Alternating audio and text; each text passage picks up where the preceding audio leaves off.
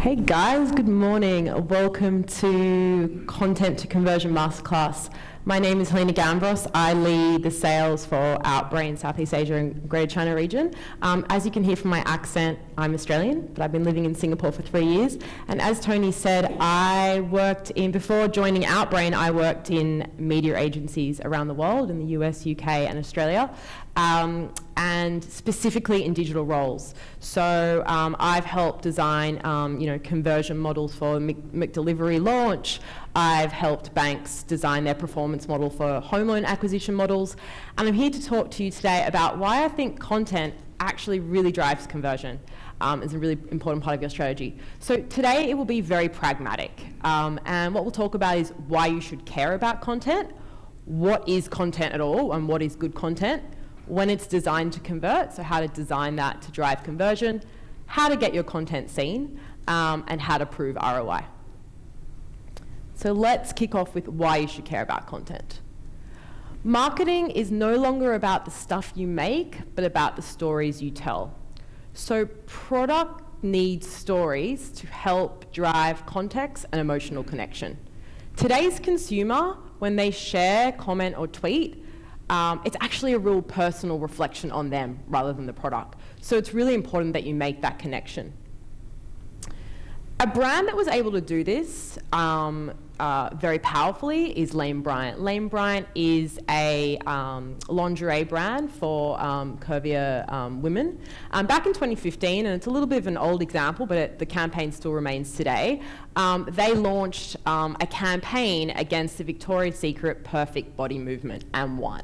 So with 3 simple words, I'm no angel, with no fear and no filter, they encouraged women around the world to share an image of their body with pride.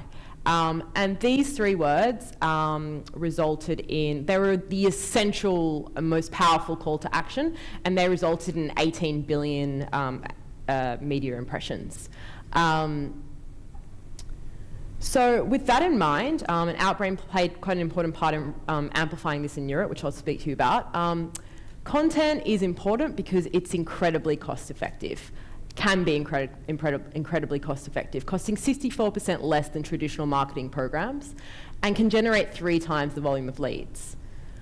Conversion rates can also be a lot higher with content, so up to 6 times higher on average. So companies that aren't using content marketing find conversion rates to be 0.5 versus those that do at 3%. Even if we were to spotlight on specific categories, so let's look at the B2B category because we know it's really important for APAC in particular. 63% of B2B buyers say they are perfectly happy and totally capable of developing an RFP based on content they find themselves. So there are certain audiences that you simply will not be able to sway with ads. So you're not convinced yet? Okay, let's talk a little bit more. 56% of display ads are never seen. I mean, this statistic is not new. The industry's come a little way with focusing on viewable impressions, pre-bid within DSPs. But Outbrain conducted a study and a white paper was released in Europe this year, and we found that beyond viewability, it's actually relevance and choice of content that users are after. And also that viewability is a metric that is completely misused and misunderstood. Ad blockers. Okay, so 47% of users globally use ad blockers, and this is actually highest in the APAC region at 52%. So there is a whole, realm of savvy online users who will not even see certain messages that you're pushing through to them. And content and native, as not a typical ad unit, will help you circumvent this. So what kind of marketing do you want to be? Do you want to be the marketing that pushes something on the user that they don't want to see, but you've ticked the box of, it's viewable, so it's effective? Or do you really want to speak to a user when they want to be spoken to with relevancy? And that's what pull marketing is about. That's what content's about, and that's what native's about. And native is a cost per click platform, and that's because it only wants to speak to the user when they want to be spoken to. So let's move on to what is content generally and what is good content. If I had a Singapore dollar, for every time I have a client go to me, oh, my client doesn't have content, my client doesn't have the money to create content, let's actually speak about what content is, because you might be surprised. So the term content has been banded around the last decade like cheap business cards at a networking event. So let's talk a little bit about what it is. So content marketing is the strategic marketing approach of creating and distributing valuable, relevant and consistent content to drive profitable customer action. So the keywords here are valuable, like adding value in the discovery moment, relevancy, consistency, and absolutely driving conversion. So let's look at that first pillar of what good content is, relevance to a target audience. So we like to say that content marketing is like a first date. If you talk about yourself the whole time, you won't have a second one. So I'm going to pull up this example here, so I think it's really interesting. As I signed up to speak at DigiMarcon, I got served with this article, literally the day after. Why is it often difficult to get women to speak at conferences when men say yes straight away? What's really interesting about this is obviously it was highly relevant to me, but Mumbrella, which is often seen as a bit of a gossip column of the industry, actually was able to, I guess, push some loyalty and some trust by actually pushing something that has a little bit of depth here. So this is a really nice example of something that's adding value and was highly relevant in the moment. Providing tangible value. This is the most important thing about content. Anytime we work with a brand, an agency, a client, and they are trying to drive conversion through native, through Outbrain, we just let them know if you're going to put a form in front of a user, it's not going to do something. You really need to add value to the user journey. So let's talk a little bit about how you can add value. I'm going to use the example of Grab. Grab is a large client of ours and worked extensively with us when they successfully kind of ousted Uber out of the Southeast Asian market. Outbrain was one of their most successful conversion partners, and we use this very simple calculator landing page. But what this did is allow Singaporeans to find out how much they would make as a Grab driver, whether full-time or part-time, and it really provided utility, and it really provided a solution, and it has a really strong call to action off the back of it, and something as simple as this was able to, create Outbrain and use Outbrain as a performance growth channel where CPAs exceeded even social in terms of efficiency. Here's another example. So OCBC do a really lovely job in Singapore of demystifying financial information and financial health. 4 major financial decisions to make for a growing family. Are you ready for 100? This is bite-sized, digestible content, probably not very expensive to create and extremely effective with a very strong call to action off the back of it. This is a perfect content conversion landing page. Thirdly, the good content needs to deliver consistency. So even if you have a success, in the case of the Lane Bryant campaign, which I spoke about, a viral success, unless you're able to keep this consistent, have a consistent quality content, a consistent schedule, you're going to lose that user. So consistency is really important. And I'll show you a couple of examples of brands that work with Outbrain and how they've done this. So Intercontinental work with Outbrain out of Singapore, targeting Australia, Japan, UAE, KSA. They spend time and effort and money in producing high quality travel content all about luxury association. So things like how Singapore grew Asia's most sophisticated cocktail scene, Sydney chefs put a sophisticated spin on sustainable cuisine. Really simple, high quality content, and they're able to use this to drive conversion. So they have an always on amplification strategy, and off the back of that they're able to create really valuable cookie pools, which will then drive through to conversion. And again, Outbrain has a lot of interest data, which please feel free to reach out to me, and I can share some with you about what the gaps in content are per market. So in Singapore, in the travel category, what are people craving in terms of content? So we fed this in and helped them with their content strategy, and then we're able to help them amplify this always on.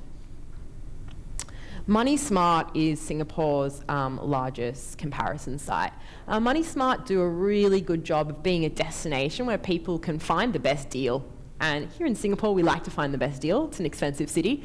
Money Smart, employ content creators in-house, and it's extremely important as a result they have excellent SEO.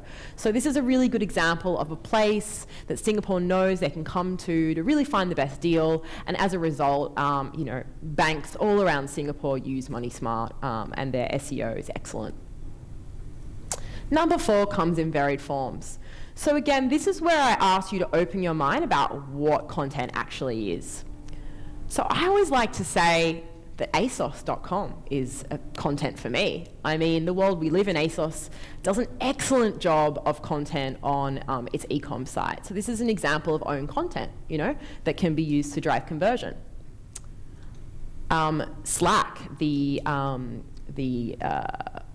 work internal communication tool, has a very popular podcast, the Slack Variety Pack, which is an own channel, which also can be used to drive conversion very effectively.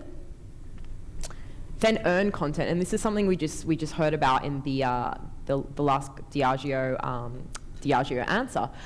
Earn content can be extremely powerful and something a lot of people don't use that much.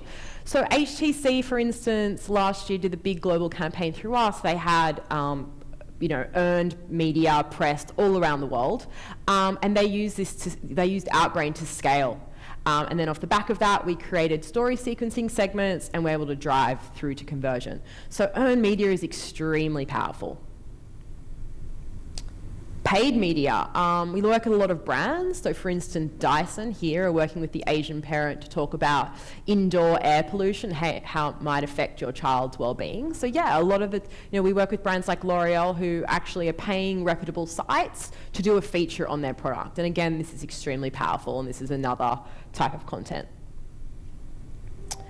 So how to design content to convert? Content integrity does not need to be jeopardized in order for it to convert. You need to start by adding value to your landing page. And this is an old school landing page image, but by landing page, I also very much mean mobile landing page. 80% of the traffic Outbrain sees is mobile, and roughly 80% of traffic in Asia is. So it's also very important to have specific mobile landing page strategies. So what I'm going to do is, Outbrain has an excellent blog with lots of different hints about how to use content to drive conversion. I'm just going to take you through some of our best practices. Firstly, you need to ask these 3 questions. How do I design an effective landing page for my audience? What is the best hierarchy, and where should I put the call to action? And what are the best layouts to generate the most conversions? And a lot of the time, this is very simple. So I'm just going to flick through some landing page best practices. So a single purpose and message per page. So we very much focus on landing pages and floating landing pages to help you do this. And Outbrain with our native ads, we can perfectly match those headlines to the landing page. So match headline to landing page. Show your product in use. Very simple. Keep it short, and on mobile, even shorter. Social proof works well, so we often encourage brands and help them build in testimonials on their landing page. Offer free trials and guarantees where possible. Show your phone number, and in the case of mobile, this would be click to call. And landing pages are more focused than home pages. So again, this focus on the floating landing pages, the specific landing pages per campaign. Same goes for digital form best practices. We see some terrible forms trying to be amplified through Outbrain, and we work as hard as we can to try to optimize that and show the drop-off to the client. But there are a few hygiene factors that need to be taken into place. Few fields is usually better. Keep labels close to their fields. Use one column. Display fields which are required, which are optional. Make error messages bold and clear. I'm sure you've all been in situations, especially on mobile devices, where those error messages just turn you off and you completely bounce. And if you need more complexity, consider multi-step forms. And we have a lot of information that translate to mobile landing pages as well, mobile forms. Please do go onto our blog and have a look. just going to show you a couple of examples of how brands have worked with Outbrain to drive conversion and best practice landing pages. So this is an interesting example from Booking.com, a large global client of ours. This is actually not a Booking.com campaign that was about driving bookings. It was about driving owner sign-ups. So they were trying to get new owners on board to push their property, so I guess a little bit of competition against Airbnb, for instance. So the team created 3 different types of landing page copies for Booking.com, and Outbrain advised on page layout, including the addition of proof points such as customer testimonials, awards and recognitions, as well as dynamically updated how much you can earn function. So, which gives an estimated weekly earning based on visitor geolocation. So, compared to the landing page we were given when the campaign started and how we worked with the client to optimize that landing page, the conversion rate increased by 35%, and we were one of their best performing partners. So just some really simple tweaks to the landing page and then matching the native ads and headlines to that. Oops.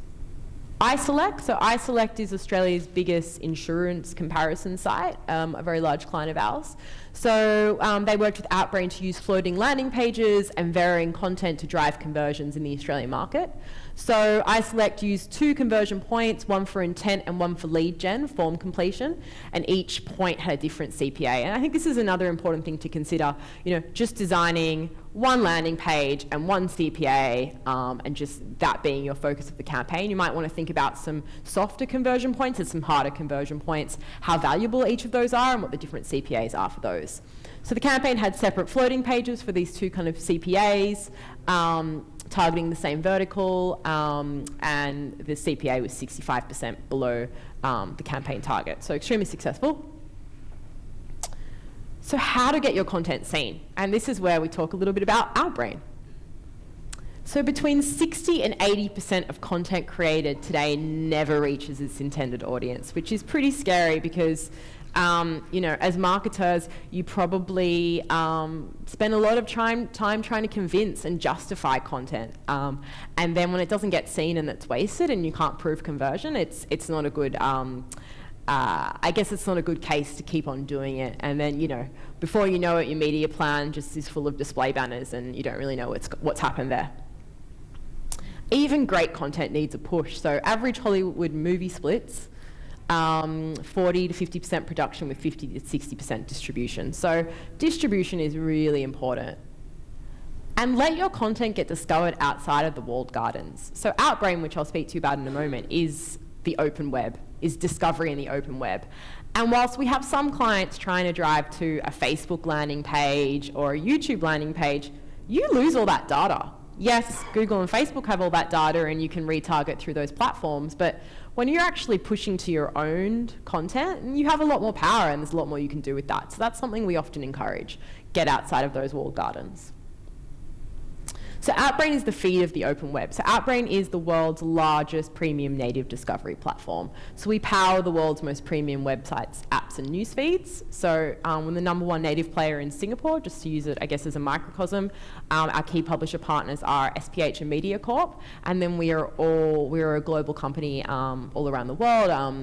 We're in the Philippines, we're in Indonesia, we're in Malaysia, we're extremely large in Japan. And yeah, we have offices all around the world. So we often work with brands out of Singapore that want that local market insight, whether it be even accessing our local teams to write Japanese headlines for you. That's something we can do. So yeah, this is what we're about. We're about premium discovery. And for those of you that don't know what we look like, I mean, if you're living in Singapore, you've probably seen us. I'm just going to show you.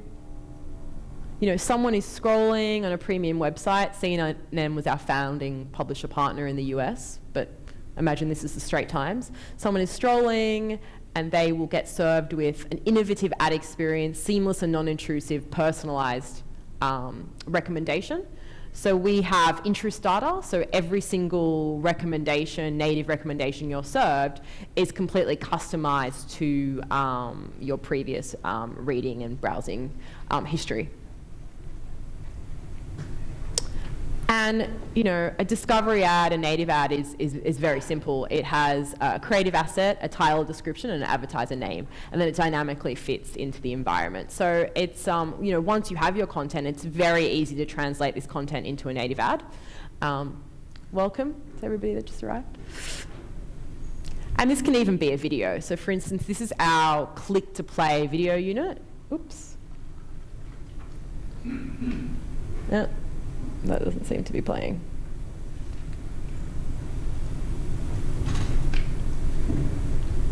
Yep.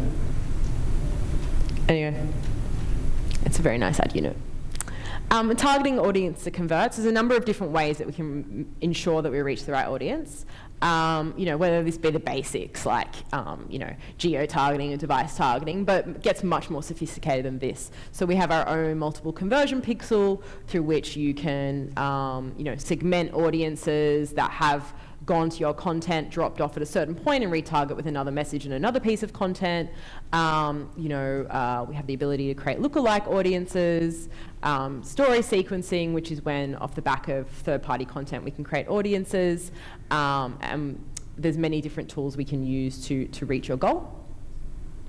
Here's an example of how IHG APAC drove engaged traffic, leading to a measured increase in brand consideration and preference. So again, IHG, as I mentioned before, invest in always-on content, and they use Outbrain to optimize towards a cost per landing and then create audiences to then retarget to bookings. We ran a large Nielsen study for them to prove how effectively we reach that very hard to reach kind of frequent luxury traveller, and there was a plus 47% overall increase in consideration and a lift in luxury association amongst the total audience. Similarly, Lane Bryant, which I spoke to you about before, Outbrain was one of their key global partners to amplify all that lovely earned media that they generated off that very powerful campaign. So we were able to drive over 48 million impressions in 2 weeks, amplifying 75 positive news articles, driving 6 times higher engagement rate compared to other channels. I'm just going to focus a little bit on story sequencing, because I think this is a really important, and as I mentioned, relates really nicely to the last Diageo point about how to use earned media. I think a lot of brands discard earned media because they don't own it. Oh, I don't want to spend money driving to Time Out. I don't own that platform. But it is extremely powerful to amplify a reputable third-party piece of content, and then what Outbrain can do is off that click help you create an audience that you can then retarget to. So it's a little bit of a hack without actually placing a pixel on the earned media. So this is called story sequencing. It's one of our most effective methodologies. So lastly, and importantly, how to prove ROI. A great challenge for CMOs, a great challenge for marketers.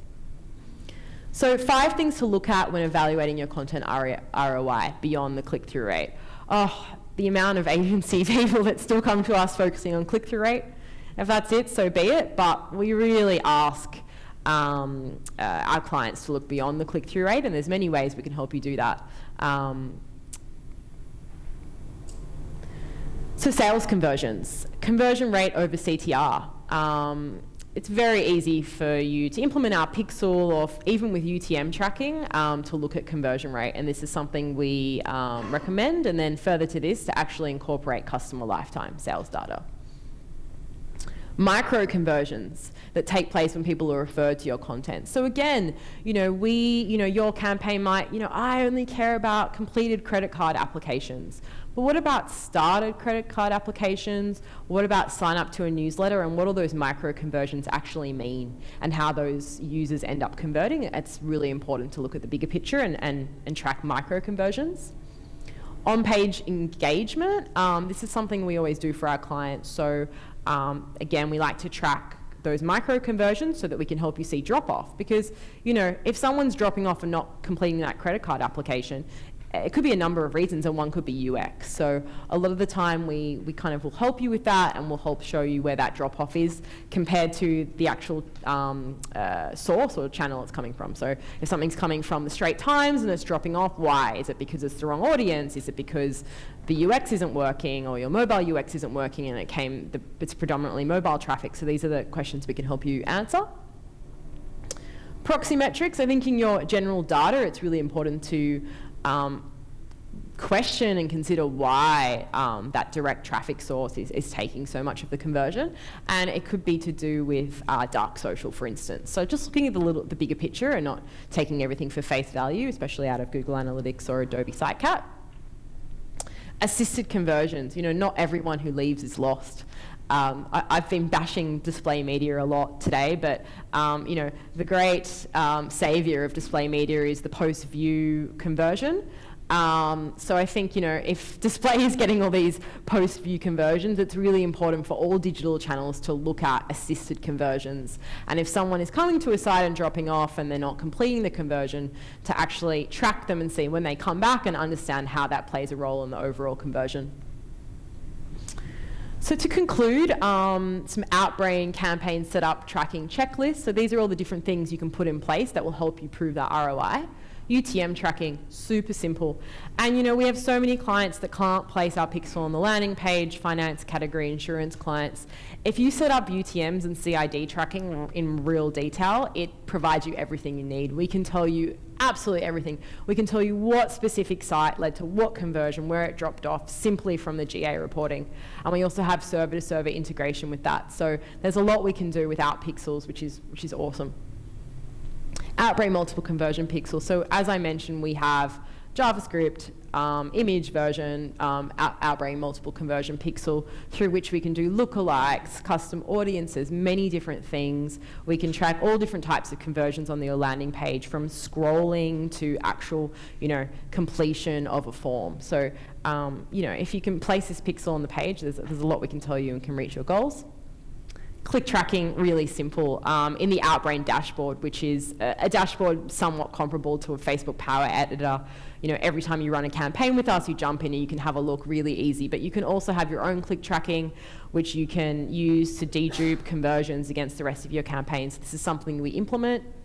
And even though Outbrain is a engagement and click platform, so you only get charged for your clicks, you can track all the impressions and see the impact that has had. And you're not even paying for that, so it's essentially added value.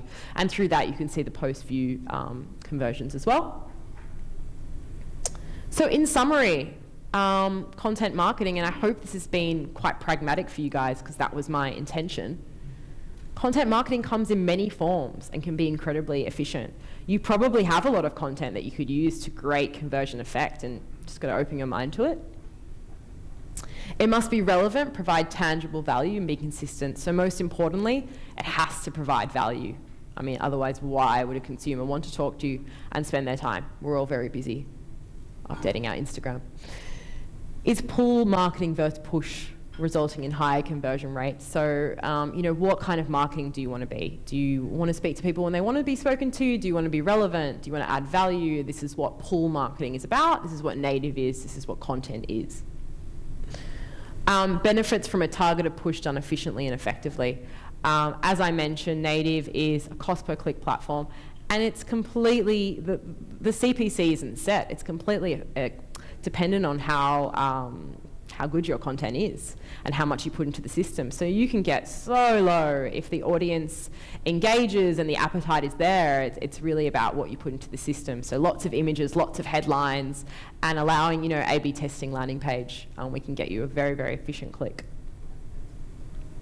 Landing page design and layout along with A/B testing can drastically improve conversion rates. So just testing a few different landing pages, some hygiene like having a sticky conversion point can drastically improve your conversion rate, much more than just throwing money at the situation. And this is something we can certainly advise you on. Content marketing must be measured beyond click-through rate. It's we're nearly in 2020, in the same way as other digital channels. So we must be looking at ROI, we must be looking at conversion rate, being really clear with our primary and secondary digital KPIs. And again, this is something we can advise you on. So with that, guys, that is a little bit about from content to conversion. Helena, are we on? Let's jump over there for a bit of a fireside. I'm going to put you on the spot here, Helena. Go and grab a seat on the on one of the lovely armchairs. We've got a bit of time left, guys, so I thought we could maybe do a bit of a fireside chat on content, if you're up for that. Sure. We've got the catch box. Anybody got some open questions to start? I've got a few for. Yep, we've got a question over here. Oh, you got one over. So just think about your question. I think this is a great opportunity, Helena, and thanks for jumping on the spot here with us, but just to kind of like deep dive into a little bit more about content, because content's such a, I know when we're working with clients, have a go at it. Okay. You know, content can be one of the biggest challenges for people, especially when the client says, I want to do content themselves. So how do we make content that converts a lot more? So first question. Hi, Helena. Thanks for the insightful presentation. My name is Elton. I'm doing like data analytics solution and a tech journalist. So content is part of the work that I do to educate readers. So I have a point that I want to ask regarding the ones on the story sequencing and the slide that you show for the grab, especially. Like when you do the content, is there a formula that you use? Like if I write a certain articles more, for example, a blog post, and then like after a while, then I will realize using a story sequencing, my audience will be display a certain X number of frequency, and then they're ready to move to the next stage for lead nurturing, for example. Because you use the grab, it's a very interesting point, like they use it to get a lead, and then from there they will nurture it. So maybe you can add some point to that. Then to add on a second thing I would like to ask is, in the diversity in the Southeast Asia, would it be language something that part of your story sequencing consideration as well? Okay, so first question, I guess the grab and the story sequencing examples are a little bit different. So grab's fairly straightforward. They're very, very conversion focused. But what's really lovely about that campaign and why it worked so well is because it just quite simply added value. I mean, it was a calculator, you know, and so many brands are just trying to shove conversion in front of the user, but they actually gave the user something they needed, and then they were able to convert off the back of it. Story sequencing, which I feel like maybe is a little bit more relevant for your field of work, is more about, you know, articles, blogs, content, and it might not even be owned by the brand, but how they can use that to drive conversion. So we need a certain amount of readers to be able to then use that to drive conversion. So we have a kind of a number, so a certain amount of amplification, because we're able to collect an audience off the click. So we have certain recommended numbers before we can then push through to conversion. And we also need to bid a little higher for the retargeting of the story sequencing, because you've got to find a specific user in the ecosystem. So we'll do the modeling on that so that it can back into the correct CPA. So I think that's the first point, but I think it's a very powerful way to find the right user and to drive conversion. Your second point around language is a really good point. Thanks for asking it. Outbrain is extremely careful to have language-to-language consistency in the user journey. So, you know, I'll pop over to KL and I'll be reading a news site and I'll see, you know, Bahasa Melayu ads on English content, and it looks really bad. So Outbrain has a policy that we do end-to-end language matching. And that's something that we stand by. We think it's really important to the user journey and also to the conversion. And actually the way our algorithm works is programmed to languages. So the way Outbrain is able to find users, and I guess the secret sauce of our algorithm, and we do have a very valuable algorithm which is an aggregate of lots of data points from all the publishers we work with, is evaluating landing pages and keywords and topic trees and then matching it to our content ecosystem. So again, that's programmed to all the different languages we work with, so it's really important that user journey is consistent. Hopefully I've answered the questions. Did we answer the question? Yep, great, Awesome. you did all right. Any other questions? Yep, one down in the centre there. I've got a few backup ones, so if we go quiet, we're going to keep going. Hi, Helen. Hi.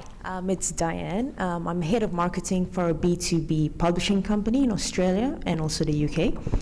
So content marketing is part of what I do. We obviously publish news stories, but relevant to a very niche market in mining or agriculture or the energy industry. So just to add on, or rather expand on what you have explained about your pull strategy. So you mentioned about relevancy, consistency, and high-value content. So how do you know, or rather what content are your audience are looking for? Like, you just assume, or do you do like a research, and what technology do you use to kind of like give you that insight?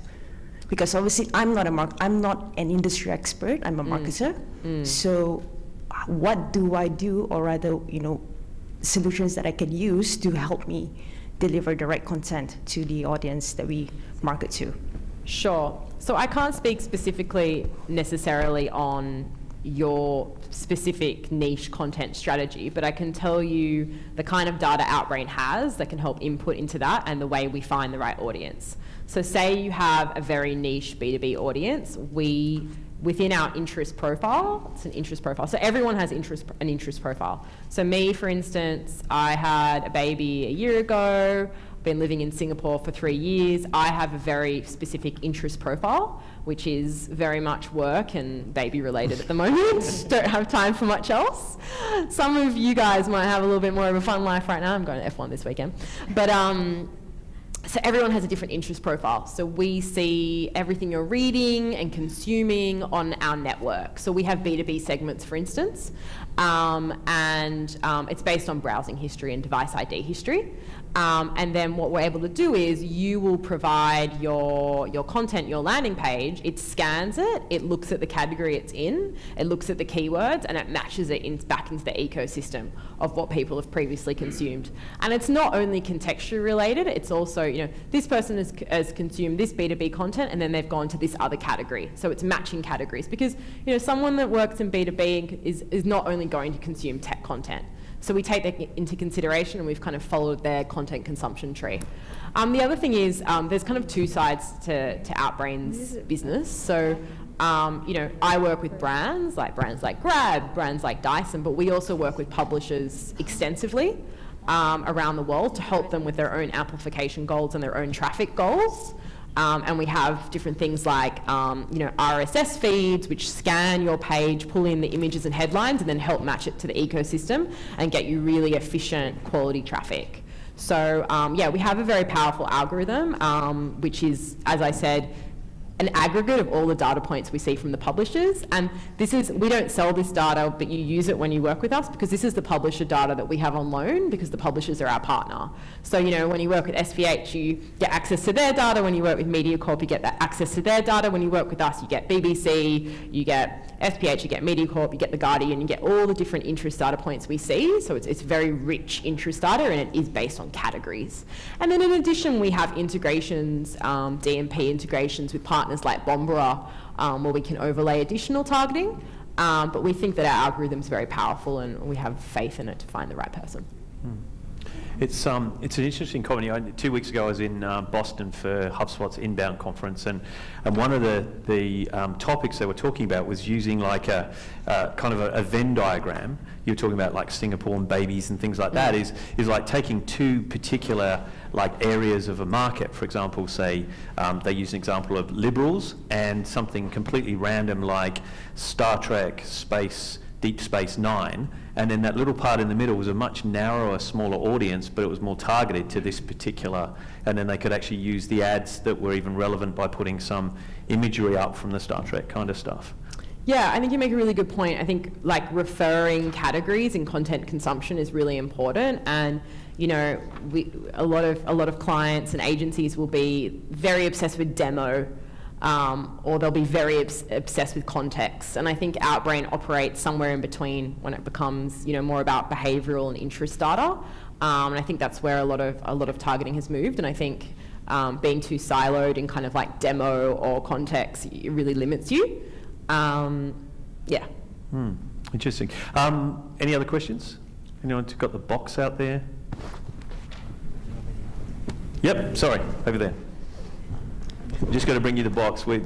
Guys are being very careful with it because actually, I don't know if you were here before, but it broke when we threw it earlier on, and everyone's like carrying it like it's some precious material rather than throwing it around the room like we were trying to do earlier. Your question, sir? Hi, this is Sanjeev. I'm from American Express, India, and we are. Sorry, where was that? American Express, India. Yeah. American Express. So we are pretty much into the digital marketing space, and content marketing we really started looking into. So one of the things which I want to understand is what is the competitive landscape in content marketing, because soon people will be hovering onto this space. So how do you visualize that? How do you see in future whether it is going to be more costlier as compared to today, or how it is going to evolve? Really interesting question. What I'm finding, because finance is one of our biggest categories, especially in Singapore, we've done a little bit of work with Amex Singapore as well and Amex Australia. Finance industry all have the same challenge. They want to get away from relying on the affiliates. But I'm sure you can sympathise. To drive their lowest CPA. So a lot of banks, insurance companies are looking to invest in their own content strategies to drive their own SEO and to be less reliant on that. I don't think content needs to be expensive. I just think everyone's trying to buy it externally. I really think people should invest in one full-time staffer to produce it internally. The benefits that they would gain out of it conversion-wise would be amazing. So I think, I don't think it needs to be expensive. And I think you can also be, like I said, extremely creative with the definition of it. It doesn't have to be some big video campaign that you pour money into YouTube on. It can be really smart owned content landing pages that actually provide value and go back into that open web ecosystem. So I think, yeah, if you're smart about it and it becomes part of your annual planning, then it doesn't have to be expensive at all. And I think when it comes to, moving away from reliance on comparison sites and affiliates, it could be a very smart move long term. What's your feeling on like platform? Like a lot of people have sort of said that Bing, for example, is very much performing well in a financial particular sector rather than a Google platform. What? Sorry, Bing. Okay. Yeah. Oh, you mean particular platforms for, for particular sectors? Yeah, like for example, finance, because particularly finance. I think you make a really good point. I mean, to be honest, in APAC, our biggest category, one of our biggest categories are finance, insurance, and B2B. And I think because you want to reach this reputable audience that aren't just sitting on Facebook all day. You want to target people that may typically use ad blockers. We don't get ad blocked. Native doesn't get ad blocked. So yeah, I think there are particular categories where it resonates. Our other big categories, travel. In that dreaming and researching moment, Native fits really nicely. So yeah, you make a very good point. I think there are certain categories and high level thinking in that research moment that Native can work really well in. Yeah. Anyone got the next question?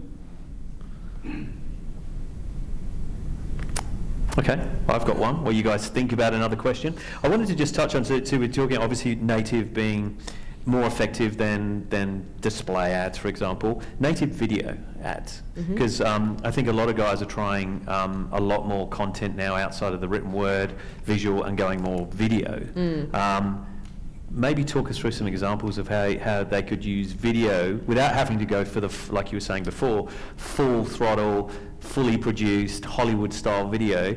How can video be cost-effective and also help with that cut-through? Yeah, it's a real shame my video demo didn't work and I was trying to show it. Maybe talk us through it. We're visual people. Cool. Well, we have